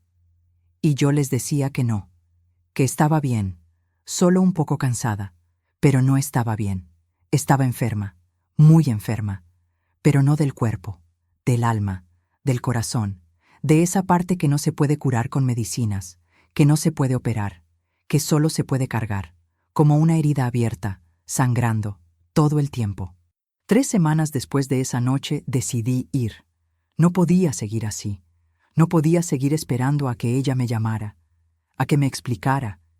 Tenía que ir, cara a cara, mirarla a los ojos y preguntarle: ¿por qué? ¿Por qué me hiciste eso? ¿Qué ganas con destruirme? Necesitaba saber, aunque la respuesta me matara, aunque me confirmara lo peor, necesitaba escucharlo de su boca. Necesitaba cerrar esto, de alguna forma. Me bañé. Me puse ropa limpia, pantalones de mezclilla, blusa vieja, no la blanca. Esa nunca me la volví a poner. La tiré, la quemé, porque verla me recordaba esa noche, y no podía seguir viendo esa blusa en mi closet. Salí de casa, tomé el autobús y fui, con miedo, con rabia, con necesidad, hacia su casa, hacia la verdad, hacia el final. Llegué. Era domingo por la mañana, temprano. No había autos en la calle, no había música, solo silencio. Subí los escalones. Ya no había letrero. Lo habían quitado. O tal vez nunca estuvo ahí. Tal vez todo fue una alucinación. Una pesadilla. Pero no. Fue real. Las marcas de la cinta adhesiva seguían ahí, en la puerta, como cicatrices. Toqué el timbre. 1 vez. Esperé. Nada. 2 veces. Nada. 3 veces. Y entonces escuché pasos. Alguien se acercaba, lento, arrastrando los pies, y se detuvo del otro lado. Lo sentí. Sentí su presencia, mirándome a través de la mirilla, decidiendo si abrir o no. Y yo miré hacia la mirilla, directo, y dije: «Camila, sé que estás ahí. Abre, por favor». Silencio, más pasos. Y entonces, la puerta se abrió. Camila estaba ahí, despeinada, con pants, con una playera vieja, descalza. Me miró, sin expresión, como si fuera una vendedora, una extraña, alguien que no conocía. «¿Qué quieres, mamá?», me preguntó. Y su voz era fría, plana, sin emoción, como quien pregunta la hora, como quien pregunta algo que no le importa. Y esa frialdad me dolió más que cualquier grito, más que cualquier insulto, porque significaba que ya no sentía nada por mí, ni amor, ni odio, nada, solo indiferencia. Y la indiferencia es peor que el odio, porque el odio al menos significa que importas, que produces algo, Pero la indiferencia significa que ya no existes, que eres invisible. Y yo ahí, parada, frente a mi hija, y para ella yo era nadie. No pude contenerme. Las 3 semanas de silencio, de dolor, de espera, todo explotó. ¿Qué quiero?, grité. Mi voz salió ronca, quebrada, pero fuerte. Quiero saber por qué, Camila, ¿por qué me hiciste eso? Ella dio un paso atrás, sorprendida, como si no esperara que yo reaccionara así, como si esperara que yo me fuera en silencio, como siempre, como la vieja sumisa que nunca reclama, que solo acepta. Pero no esta vez. Pusiste mi foto en tu puerta, como si yo fuera una criminal, como si fuera basura. Las palabras salían como vómito, como algo que llevaba dentro y tenía que sacar. Porque si no lo sacaba, si no lo decía, me iba a ahogar. Me iba a morir con todo eso adentro.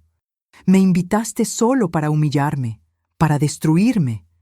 Y las lágrimas empezaron a salir, calientes, furiosas, y no me importó que me viera llorar, que me viera rota, porque ya no tenía nada que perder. Camila miró hacia los lados, nerviosa. Baja la voz, mamá, los vecinos van a oír. Y esa preocupación, esa prioridad, los vecinos, ¿qué van a pensar? ¿Qué van a decir? Eso le importaba, no yo, no mi dolor, los malditos vecinos, y algo en mí se rompió aún más. ¡Que oigan!, grité más fuerte. ¡Que sepan lo que me hiciste! ¡Que sepan qué clase de hija eres! Ella trató de cerrar la puerta, pero yo puse el pie, la bloqueé. No vas a cerrarme la puerta otra vez, no hasta que me expliques, no hasta que me digas qué mierda hice para merecer esto. Mi voz temblaba, de rabia, de dolor, de impotencia, y ella me miraba como si yo fuera una loca, como si yo fuera el problema, como si yo fuera la que estaba mal. Y quizá lo estaba. Quizá estaba loca. Porque seguía esperando que mi hija fuera humana, que tuviera corazón.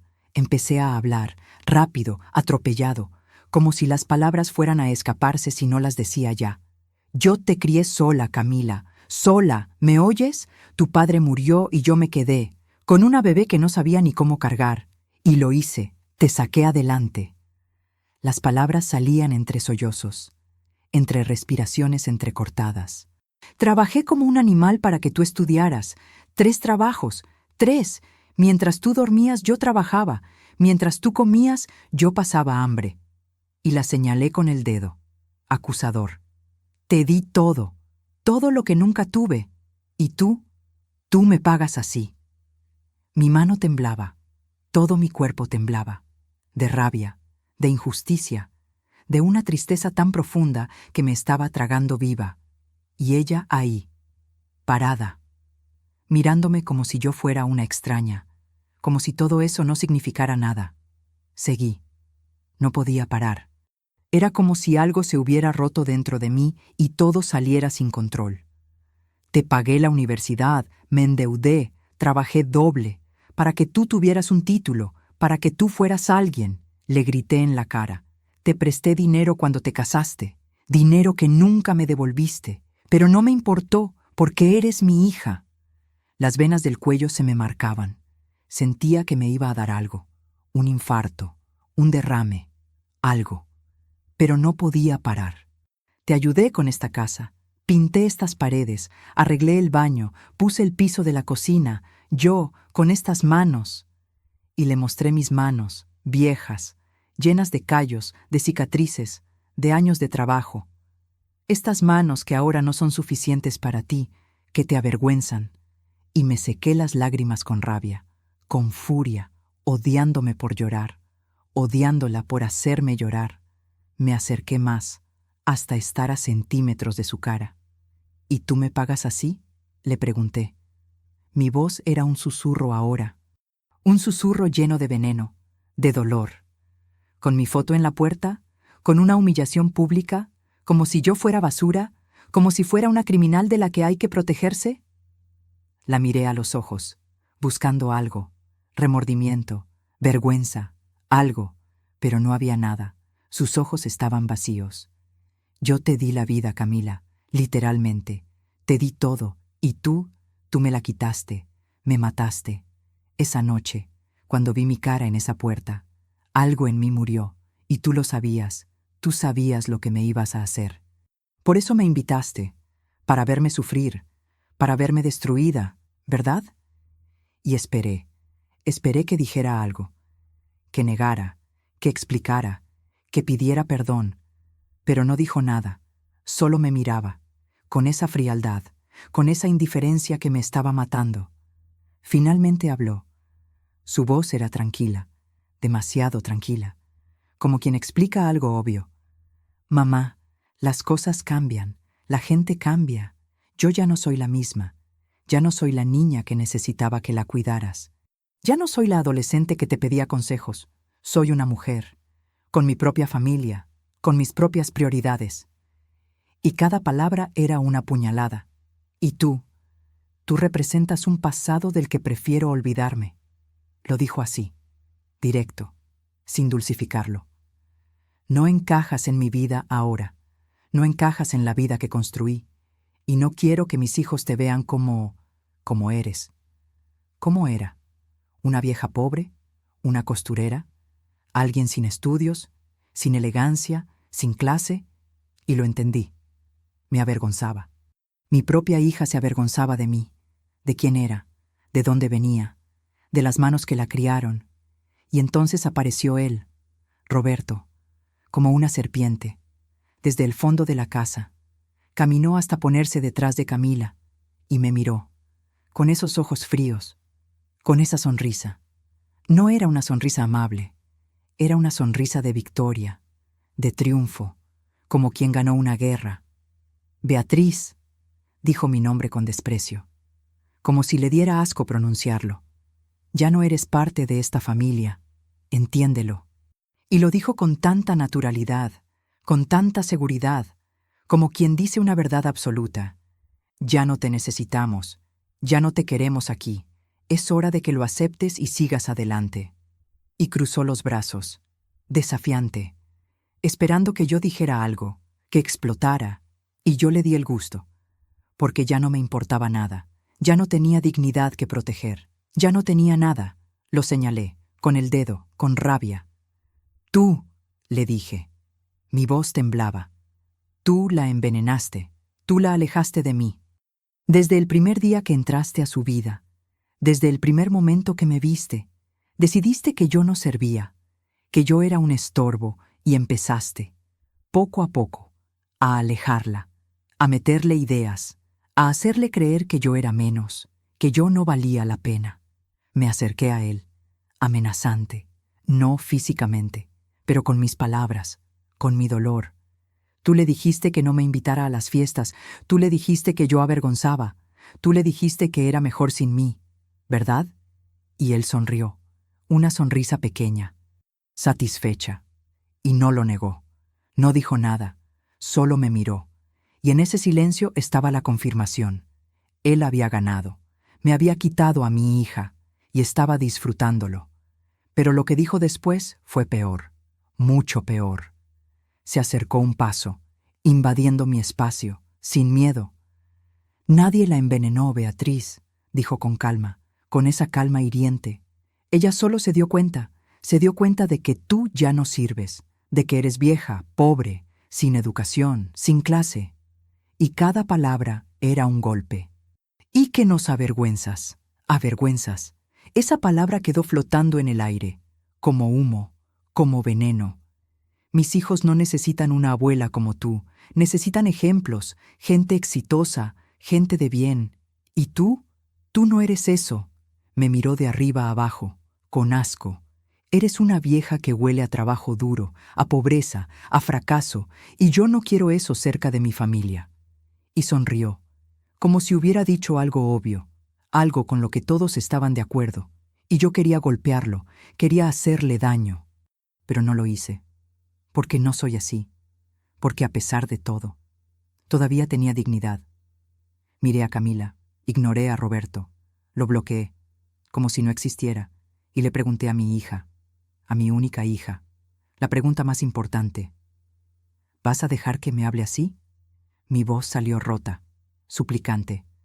¿Vas a permitir que tu esposo me insulte? ¿Me humille? ¿Tú, mi hija? Y la miré a los ojos, buscando, rogando, que dijera algo, que lo callara, que me defendiera, como yo la defendí toda su vida, de las niñas malas de la escuela, de los profesores injustos, de cualquiera que intentara lastimarla. Yo siempre estuve ahí, siempre, y ahora que yo necesitaba que ella estuviera ahí por mí, ¿iba a fallarme? Dime que no estás de acuerdo, le rogué. Dime que esto es solo él, que tú no piensas así, que todavía soy tu madre. Y esperé, con el corazón en la garganta, con todo mi ser rogando que dijera algo, que me salvara, que me demostrara que todavía quedaba algo de esa niña que yo crié, de esa niña que me amaba.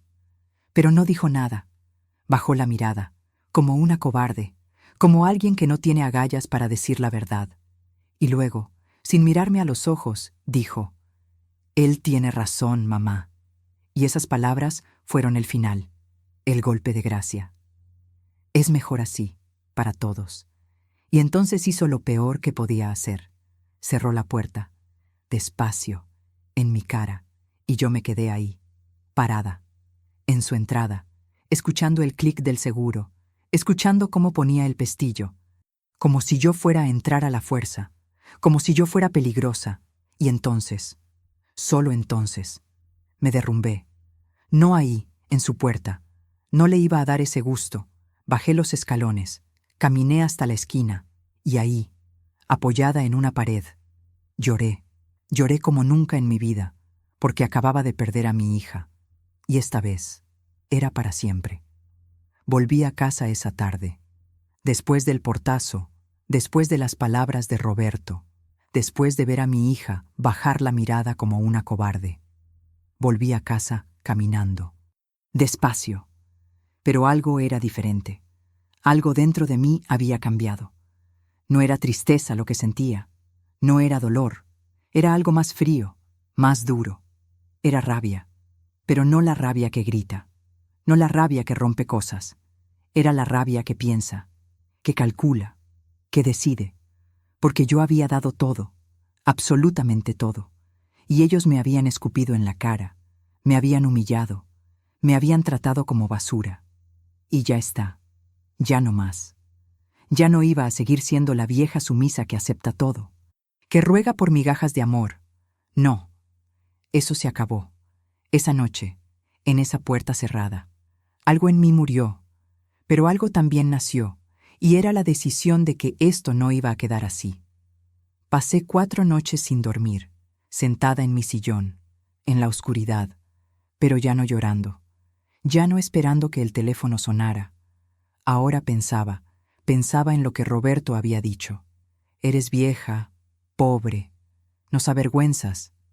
Y pensaba en Camila, en cómo me miró, sin un ápice de remordimiento, sin culpa, como si yo realmente fuera nada, como si todo lo que hice no valiera. Y entonces empecé a pensar en otra cosa, en lo que yo tenía, en lo que ellos creían que iban a heredar. Porque Camila siempre supo que yo tenía propiedades, que cuando yo muriera, todo sería suyo. La casa, el terreno, el local. Ella lo sabía, Roberto lo sabía, y de pronto entendí. Por eso me soportaban antes, por eso Camila me llamaba de vez en cuando.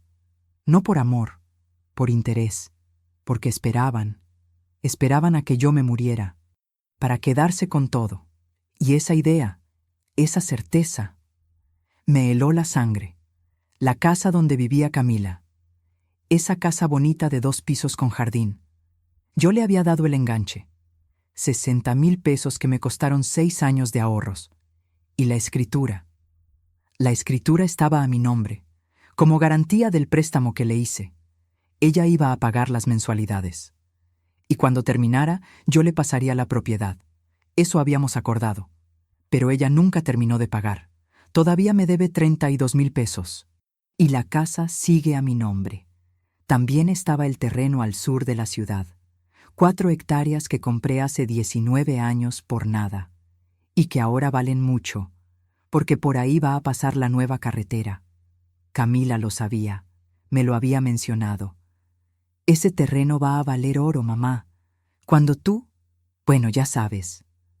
Cuando yo me muriera, quiso decir, y estaba el local comercial, un pequeño local en el centro que rento. No es mucho, pero da para vivir, y todo eso, todo, estaba a mi nombre. Siempre pensé que cuando yo muriera, todo sería suyo. Era mi única familia, mi única hija. ¿A quién más se lo iba a dejar? Era mi herencia, mi legado, todo lo que trabajé, todo lo que construí.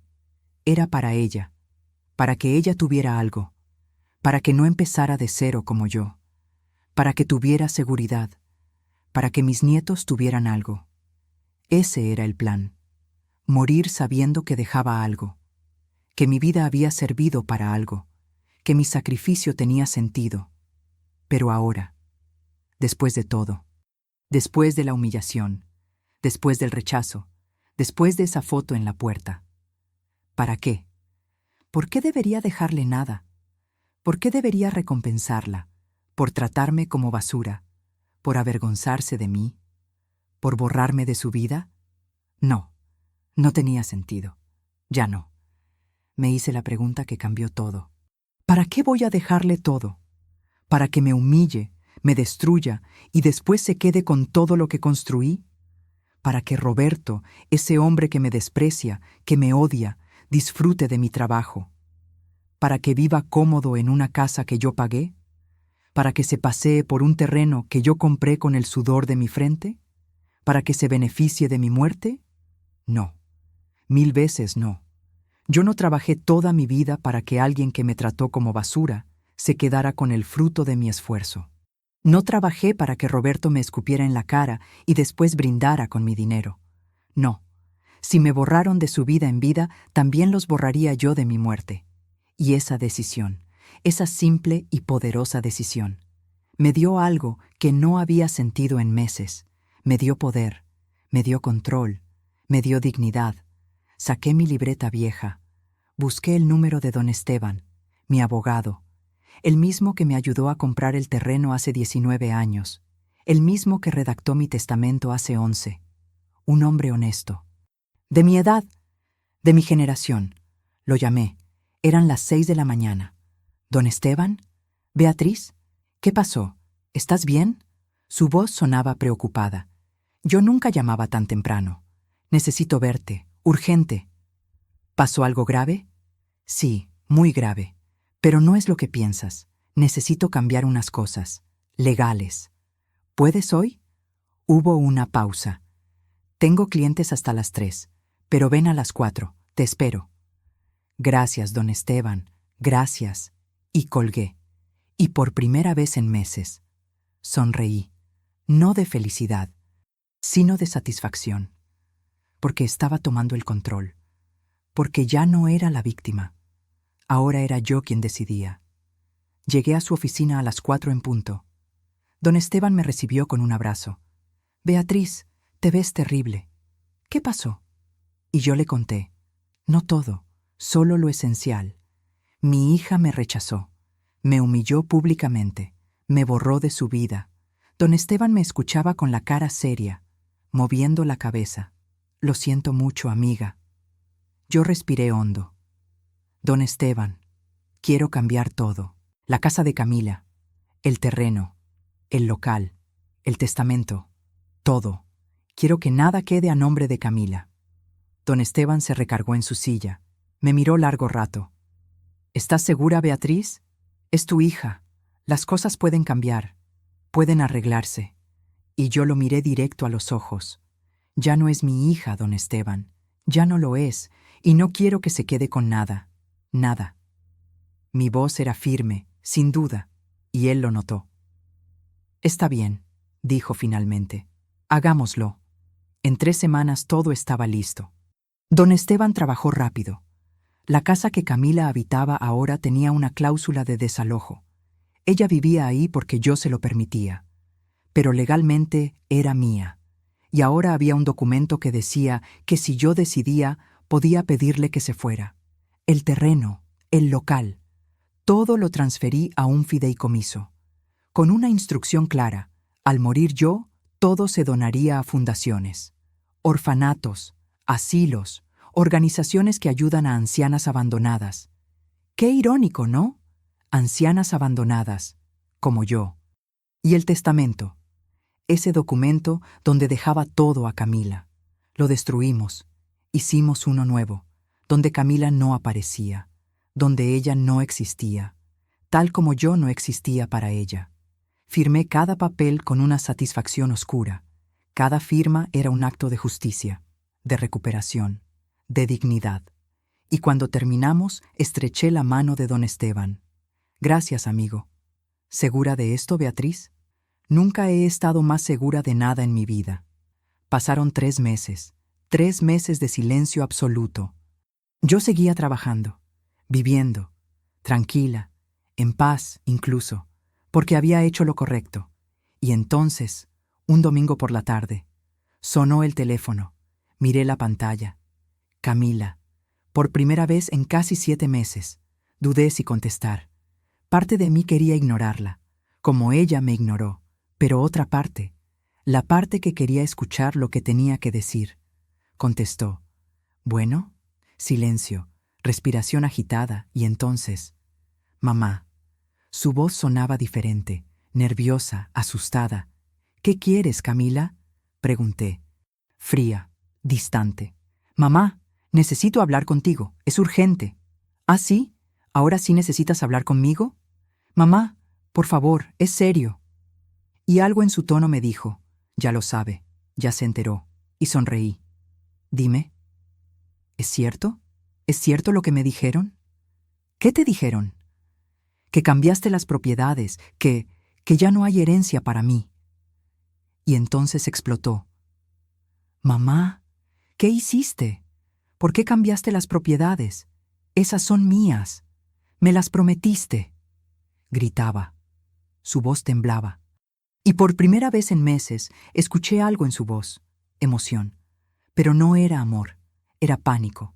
La casa, el terreno, todo eso era para mí, para mis hijos, es mi herencia. Herencia, esa palabra. No puedes hacer eso, soy tu hija. Ahora sí, era mi hija. Ahora sí, lo recordaba. Trabajaste toda tu vida para dejarme algo. Me lo dijiste. Y lloraba. Escuché los sollozos, pero no eran de tristeza, eran de desesperación, de pérdida. No me extrañaba a mí. Extrañaba mi dinero, mis propiedades, mi herencia, y eso lo confirmaba todo. Mamá, por favor, podemos arreglar esto, podemos hablar. Yo estaba confundida. Roberto, él me presionaba. Pero yo te quiero, eres mi madre. Ahora sí. Ahora que no había dinero de por medio. Ahora sí me quería. Y me dio risa, una risa amarga, triste, pero liberadora. La dejé hablar, dejé que suplicara, que llorara, que me prometiera cosas, que me dijera que había sido un error, que la perdonara, que le diera otra oportunidad. Y cuando terminó, cuando ya no le quedaban palabras, cuando solo quedaba su respiración entrecortada y sus sollozos, yo respiré hondo, sentí una calma profunda, una paz que no sentía hacía meses, y le dije, con una voz tranquila, firme, sin odio pero sin amor: ya no eres parte de mi familia, Camila, eso es todo. Ella gritó: no, mamá, espera. Pero yo ya no esperé. Colgué, apagué el teléfono y me senté en mi sillón, en silencio, y sonreí, no de alegría, sino de justicia. Porque por primera vez en mucho tiempo yo había tomado el control. Yo había puesto los límites, yo había dicho, no más. Y esa palabra, ese límite, esa decisión, me devolvió algo que creí perdido para siempre. Me devolvió mi dignidad. Han pasado 4 meses desde esa llamada.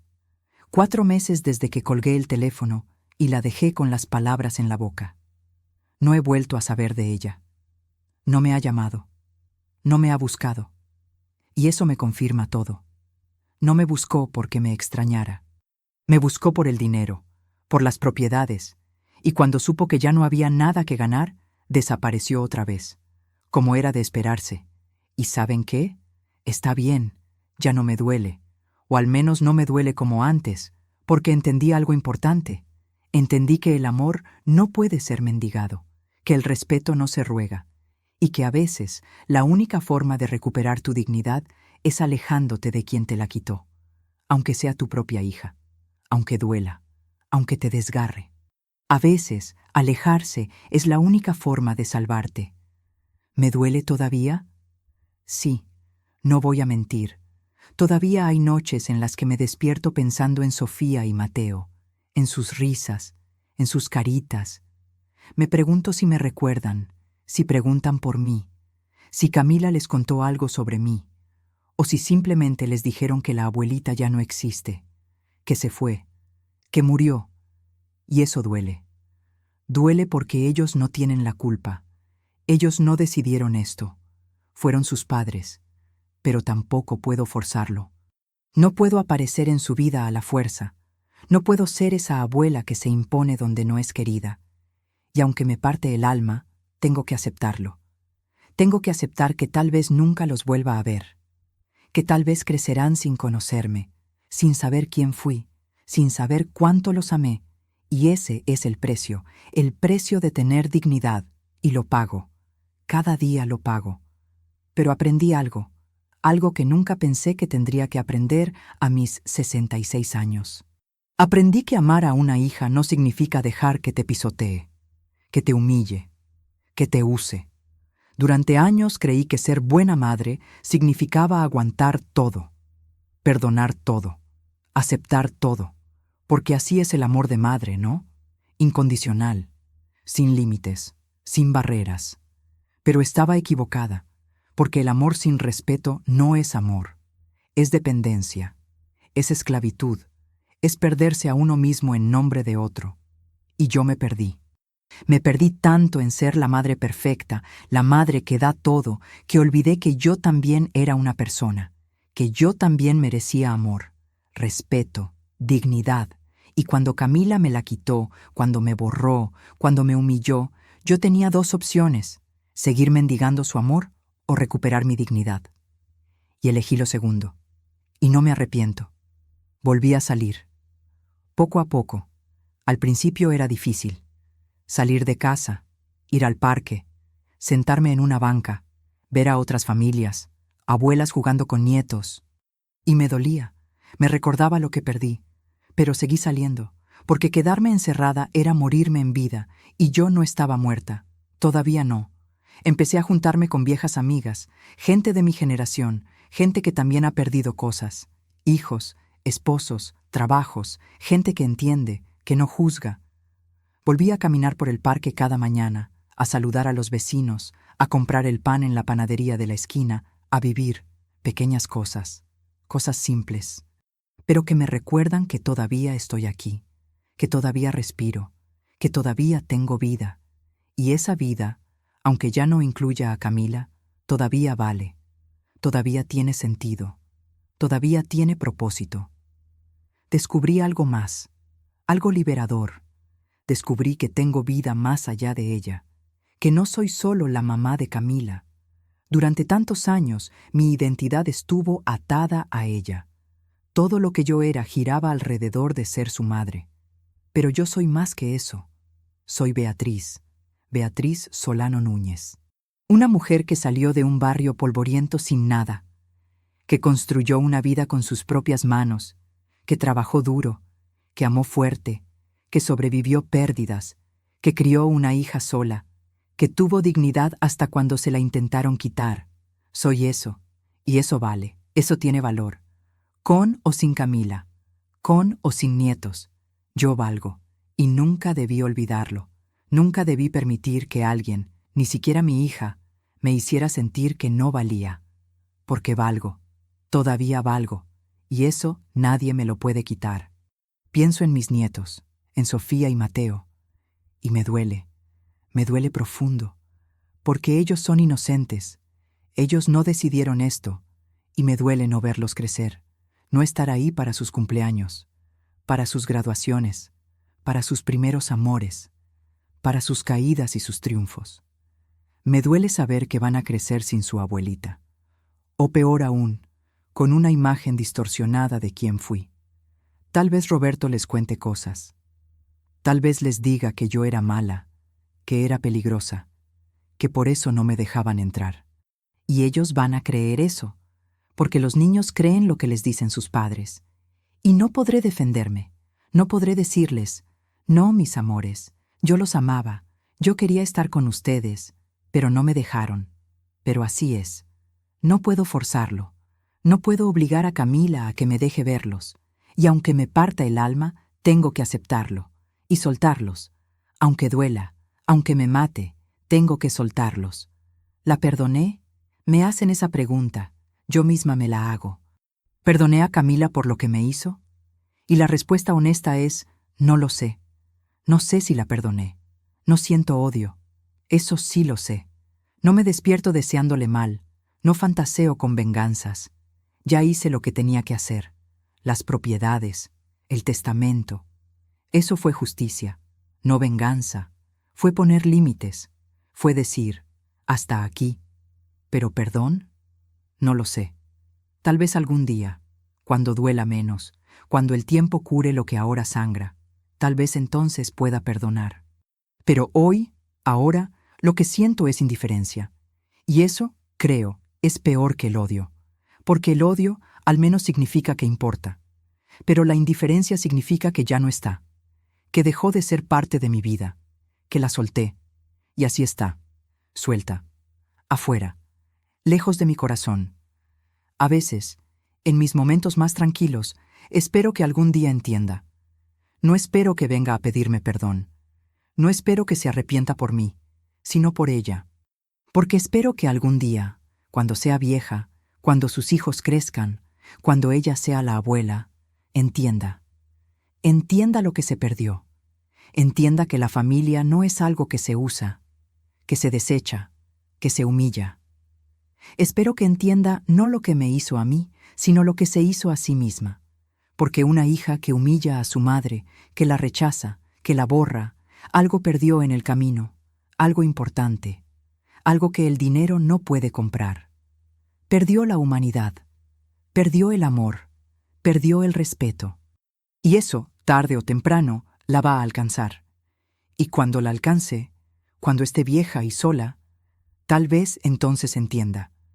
Y tal vez sea demasiado tarde. Como es demasiado tarde ahora. Si estás escuchando esta historia, si llegaste hasta aquí, quiero decirte algo.